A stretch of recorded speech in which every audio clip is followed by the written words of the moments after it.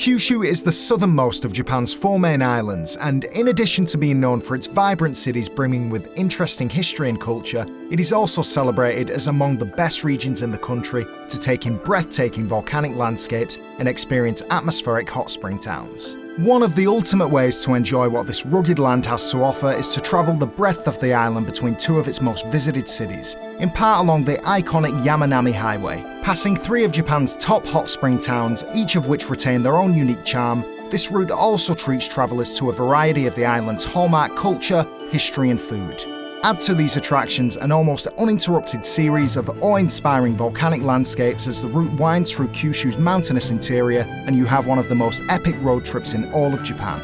With so much to do and see along this route, this was a road trip I was extremely eager to experience for myself. I'm Sam Evans for JapanGuide.com, and for the next 3 days I'll be making the trip across Kyushu. Here's the plan. After flying from Tokyo to Oita, we'll start our journey by visiting the coastal hot spring mecca of Beppu and then drive along the Yamanami Highway to reach the quaint hot spring town of Yufuin, where we'll bed down for the night. On day 2, we'll continue along the Yamanami Highway, taking in the incredible landscape and making a couple of fun-filled stops along the way before reaching Kurokawa Onsen, a rustic hot spring town tucked away in a lush valley.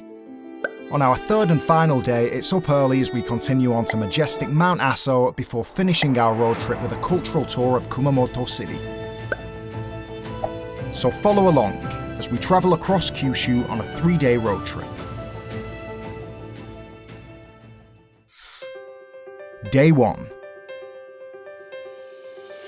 Upon arrival in Kyushu, we'll pick up a rental car and begin our exciting 3-day tour, first stopping in Beppu, and then moving on to Yufuin Onsen, where we'll be spending our first night.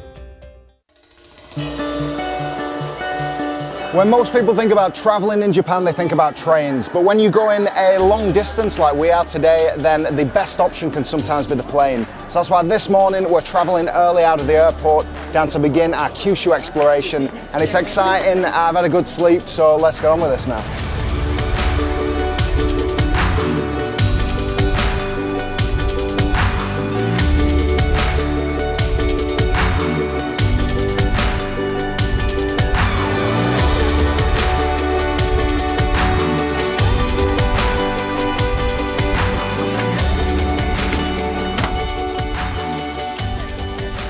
All ready for takeoff, and now to sit back for the 1.5-hour flight and take in some impressive bird's eye views along the way.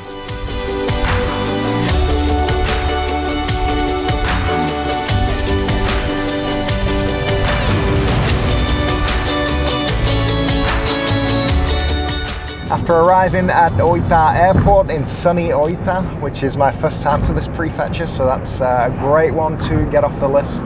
We're on our way to Beppu, where we're going to check out the hells. There are 7 hells in Beppu, and first up today we're going to visit the Umijigoku, which literally means sea hell in Japanese. So here we are in Beppu. Now this town is special for a number of reasons. Firstly, this town outputs more hot spring water than any other hot spring town in the entire country. Secondly, this town isn't just about bathing. Apart from the baths, there are various areas around town, such as this one behind me, which are called hells, where you can go and view the hot water. And third, when it does come to bathing, well, Beppu's got you covered, because here there are a multitude of different bathing options, not just limited to water, but also steam, mud, and sand. And speaking of sand baths, we're going to try one a little later on.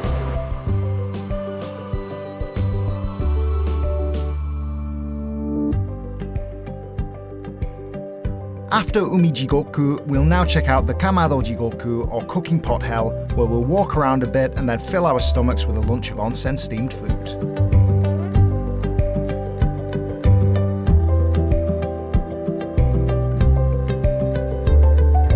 So at this hell you can drink this 80-degree water, so I'm going to give it a try.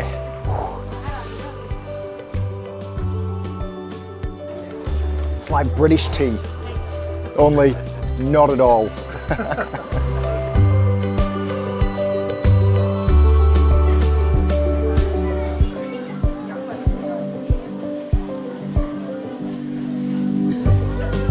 So we've got the food and we're about to eat. There is so much thermal heat that it is used to cook in Beppu. So I'm about to enjoy some steam cooked corn, steam cooked pork bun, steamed eggs, and some steamed pudding.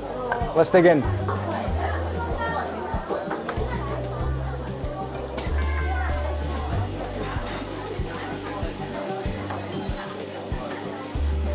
Itadakimasu. That's right, really good. So this is ramune. It's basically nostalgic flavored fizzy drink, and it's sold here in Beppu. Now to open it, you interestingly have to kind of smash this top and make a marble fall through. So I'm going to give it a whirl now, and hopefully I don't break the table while I'm doing it. Oh. Delicious, that's really good. Following the fun at the Hells, it's only a few minutes drive over to the beach where I'm about to indulge in a sand bath experience. With less than a handful of places in the country where one can experience this special kind of bath, I feel lucky that this will mark my second sand bath experience. From what I remember of my last experience having a sand bath, it's incredibly pleasant, super warm, comfy and relaxing, and I'll be surprised if I don't nod off.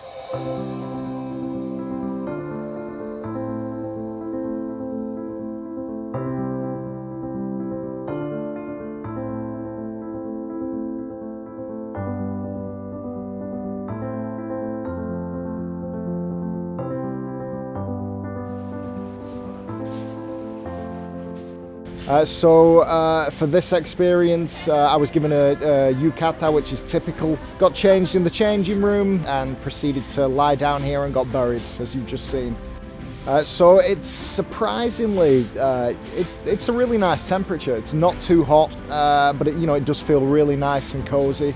It feels great. It's so relaxing. You can hear the waves in the distance from the beach, and it's honestly like you're being given like a big warm hug.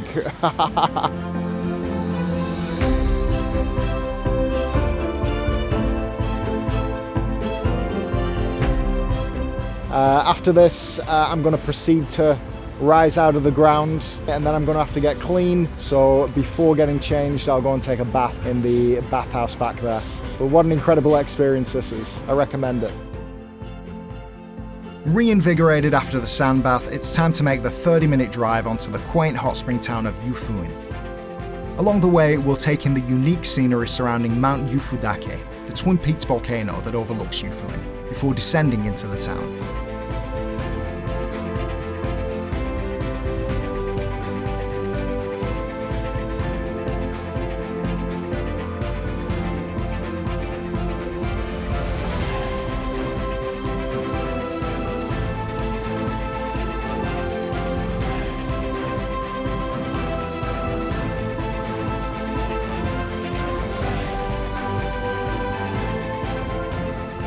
After checking into our beautiful ryokan and dropping my bags, I'll make the short walk out to explore this scenic town.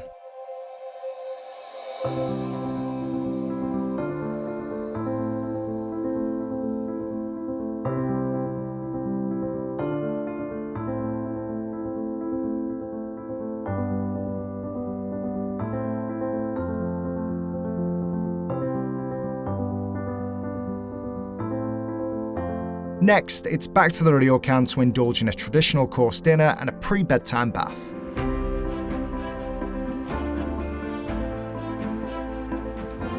When staying in a ryokan, your traditional Japanese robe or yukata will usually be found in a closet, kind of like this one. Now, while you're at the ryokan, your yukata can be worn for pretty much anything. You can eat in it, walk around in it, you can even sleep in it. So with that being said, I'm going to put mine on right now. Now I'm ready for dinner. So it's finally dinner time, and I've sat down to a kaiseki course meal. It looks absolutely delicious, so itadakimasu and kanpai.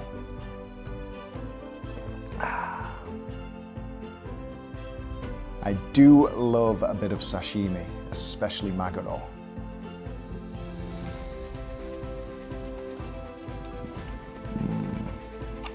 Incredible. So this is local high-grade beef. we're going to eat it shabu shabu style, which means that you pick it up and give it a gentle dip in this broth, and then eat it.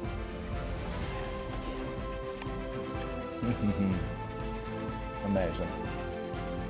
A kaiseki course meal always ends with rice, miso soup, and pickles. What a lovely meal. Before bed, it's definitely time for a bath. Now, it's not uncommon for ryokan to have bathing facilities, so let me tell you how it's done. First of all, before getting in the bath, you've got to give your body a good rinse, and then get in and enjoy the soak, but try and remember to not let your body towel touch the water.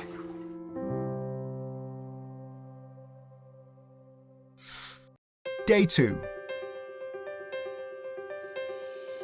Today, after leaving Yufuin Onsen, we really switch gears into road trip mode as we drive along a large stretch of the Yamanami Highway. Along the way, we'll trade tarmac for trekking around some scenic marshlands and then explore a unique hillside flower park before arriving in Kurokawa Onsen, the destination for our second night stay.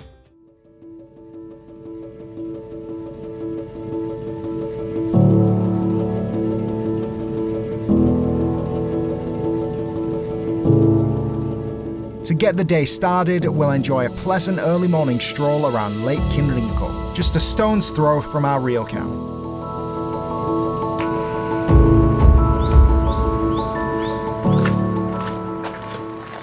It's a shrine. Now, one of the ways you can tell it's a Shinto shrine as opposed to a Buddhist temple is the shimenawa, that straw rope that hangs in an arch there.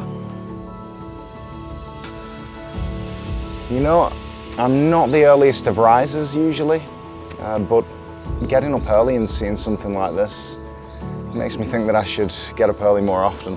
This is amazingly beautiful.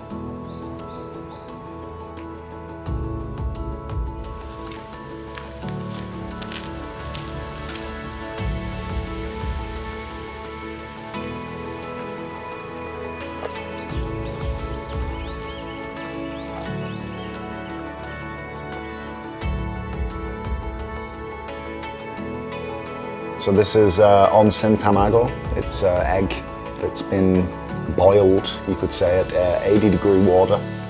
So it's not fully boiled. It's got a unique taste, and it's great breakfast food.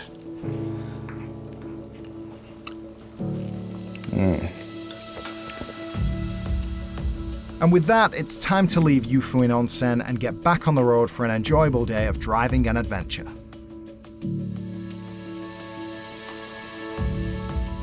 So this morning we're back driving along the Yamanami Highway that stretches from Beppu to Aso. So we're going to be driving on this highway a lot during this trip. Now, what's special about this highway, apart from it passing a bunch of natural wonders like hot springs and hot spring towns and even volcanoes, it's absolutely beautiful. The scenery that you pass is just phenomenal, which makes driving along it kind of one of the attractions all on its own.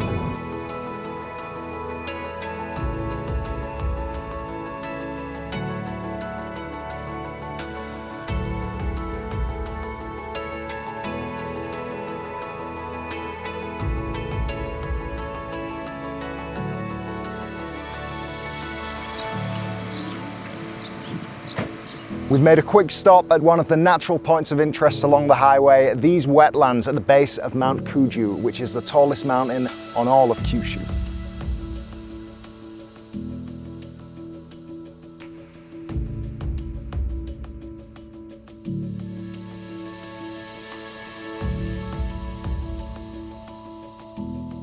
From the wetlands, we drive further into the Kuju Mountains, stopping briefly at the Makinoto Pass, the highest point along the Yamanami Highway, to enjoy the breathtaking vista.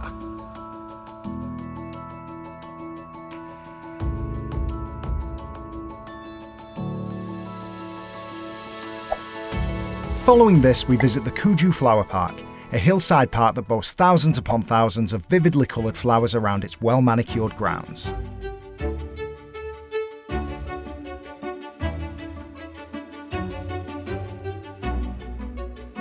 With rugged Mount Kuju acting as a photogenic backdrop to the floral displays, this park truly is a feast for the eyes.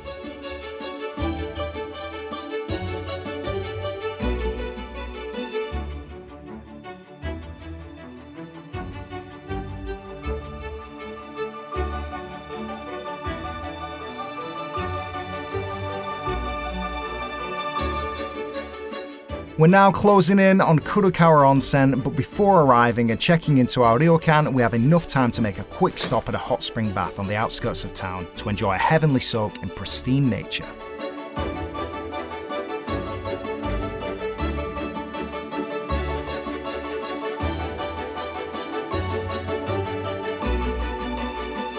After having a pleasant bath, we're headed to our ryokan on the other side of Kurokawa Onsen to check in. Before dinner, there's just enough time to walk around and explore this hot spring town on foot. Kurokawa Onsen is one of Japan's most attractive hot spring towns, notable for its wooden buildings and earthen walls contributing to a quaint aesthetic that has been consciously preserved here. The compact town centre is comprised of narrow lanes punctuated by traditional inns and shops, with a river flowing through to make for an intensely pleasant atmosphere. Having worked up an appetite from strolling around the town, now let's get back to the ryokan for dinner.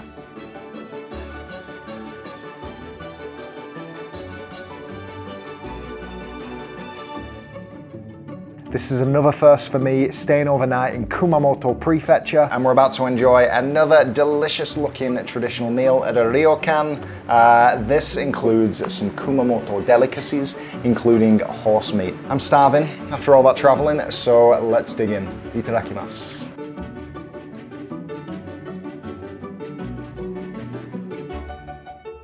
It tastes ever so slightly gamey. It's chewy, it's got a great texture. A little bit smoky because it's been seared. It's just incredible. Day 3. On this third and final day of our incredible cross-Kyushu trip, we're first headed to see the area's most famous volcano, before taking to the road one last time and driving to Kumamoto City.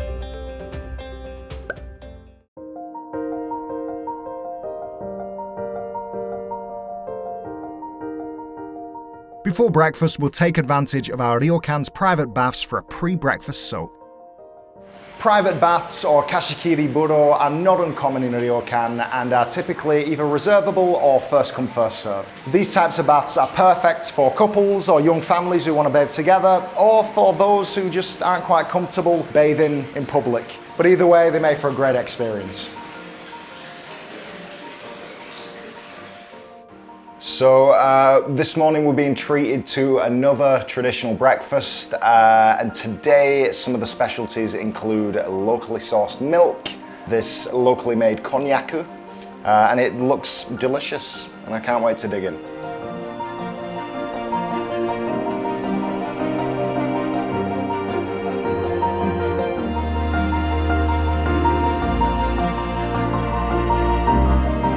So just finished breakfast, and what can I say about Kurokawa Onsen? It's been an amazing place to stay. Such a pretty little town, and I love this time of year, late spring, early summer, where it's beginning to get really, really green. After this, we're gonna hop back in the car and move on. Our first stop is at Mount Aso, and then after that, we're gonna come to an end in Kumamoto.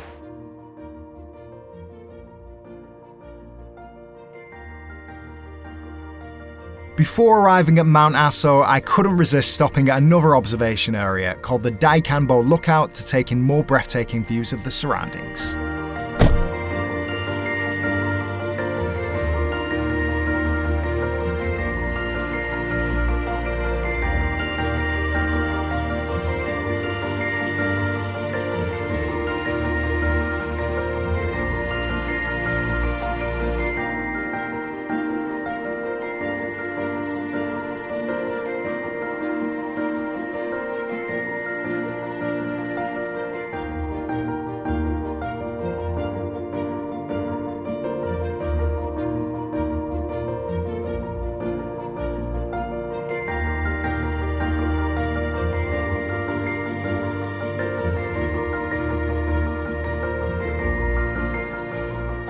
So we've arrived, and over here you can see majestic Mount Aso. Now, when it's deemed safe, it's possible to go right up to the rim and look down into the crater. But there was a minor eruption a few weeks ago, so now it's only possible to get within a kilometer of the crater. But I mean, look at it, that's still a fantastic view.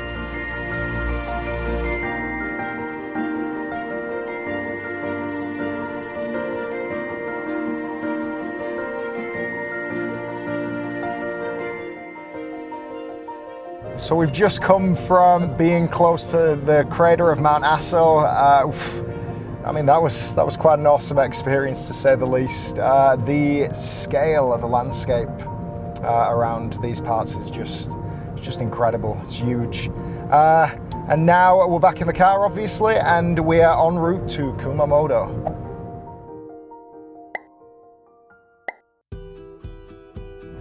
So we are just about coming into Kumamoto, and in a way I'm kind of sad because that means that the driving part of this trip is very nearly over.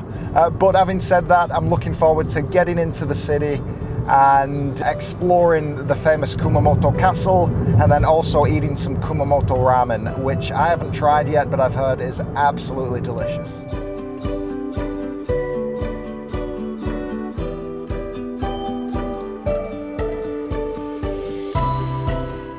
Upon arriving in central Kumamoto, our first stop is at Suizenji Garden. This spacious Japanese garden was built in the 17th century for the enjoyment of the local feudal lords and contains various picturesque features such as its own, much smaller version of Mount Fuji. Today the garden is open to the public, so anyone can enter and meander along the paths while soaking up the garden's tranquility.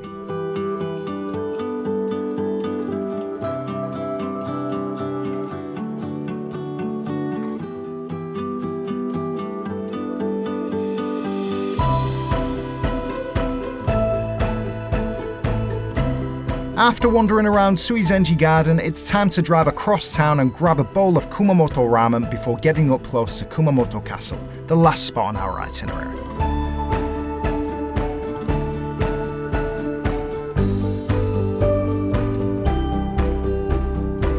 Kumamoto is famous for its ramen. Two typical ingredients are the pork bone broth and garlic chips. This one that I've got in front of me, it looks absolutely delicious, so I'm going to dig in.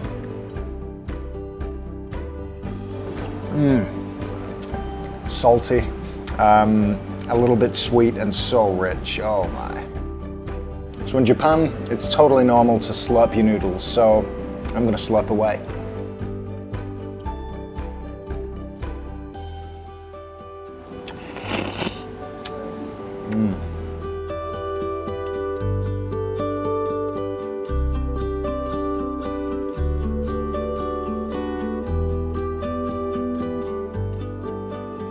So we're here at Kumamoto Castle. Now this castle stands as one of the largest and most impressive castles in all of Japan. Now as you can see a little bit behind me, the castle was severely damaged during the 2016 earthquakes. And while there are still plenty of fantastic scenes, it won't be fully restored for a number of years yet.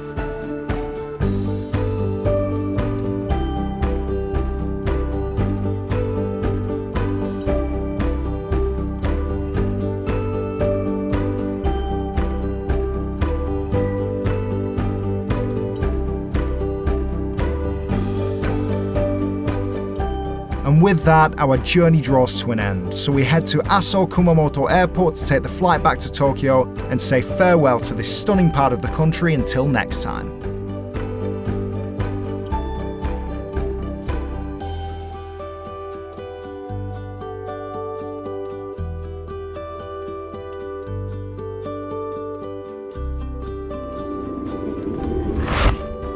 And that concludes our journey across Kyushu. Thank you so much for joining me. I hope this video has been enjoyable and perhaps even inspires some ideas should you decide to plan a trip in Kyushu. For more information about Kyushu, this itinerary, or to watch another video, click the links on the screen now, or head over to japanguide.com, your comprehensive, up-to-date travel guide first-hand from Japan. Thanks for watching, and be sure to subscribe and click the notification bell for more videos about Japan. Happy travels.